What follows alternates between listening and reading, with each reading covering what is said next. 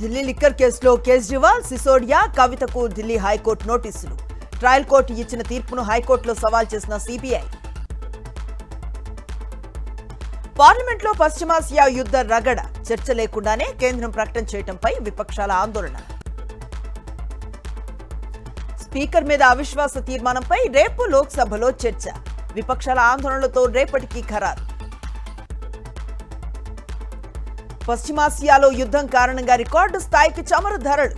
$115లకు చేరిన Brent crude barrel cost 4 ఏళ్ల తర్వాత $100 మార్కు దాటిన ముడి చమురు. ఇరాన్పై దాడుల విషయంలో అమెరికా, ఇజ్రాయెల్ మధ్య విభేదాలు. ఆయిల్ డిపోల మీద దాడులు చేయడంపై తీవ్ర అసహనాన్ని వ్యక్తం చేసిన ట్రంప్. తాడేపల్లిలో వైఎస్ఆర్సీపీ బూత్ కమిటీ విభాగం రాష్ట్ర స్థాయి సమావేశం. హాజరైన పార్టీ స్టేట్ కోఆర్డినేటర్ సజ్జల, జిల్లా, జోనల్ అధ్యక్షులు, రాష్ట్ర కమిటీ సభ్యులు. క్రీడా శాఖపై సీఎం రేవంత్ సమీక్ష.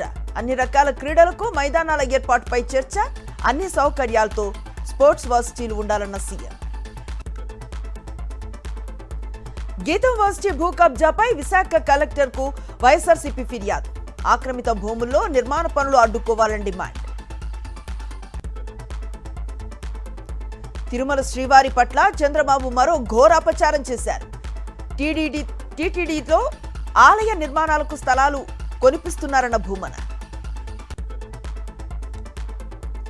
పశ్చిమ గోదావరి జిల్లా నర్సాపురం ఎమ్మెల్యే నాయకర్కు ఘోర పరాభవం.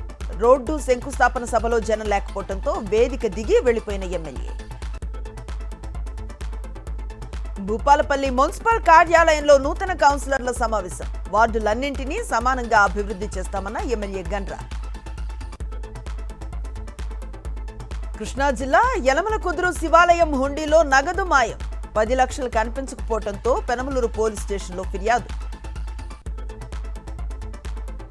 హైదరాబాద్ మియాపూర్ మున్సిపల్ సర్కిల్ ముందు బీఆర్ఎస్ నేతల ఆందోళన. ఎమ్మెల్యే ఆదేశాలతోనే ఫ్లెక్సీలు తొలగించారని నిరసన. పెద్దపల్లి జిల్లాలో దారి మళ్లిన మిల్లింగ్ రైస్. 19.89 కోట్ల ధాన్యం పక్కదారి పట్టిన వైనం. మిల్లు యజమానులైన దంపతుల అరెస్ట్. తెలుగు రాష్ట్రాల్లో మండుతున్న ఎండలు. అధిక ఉష్ణోగ్రతలతో జనం ఉక్కిరిబిక్కిరి.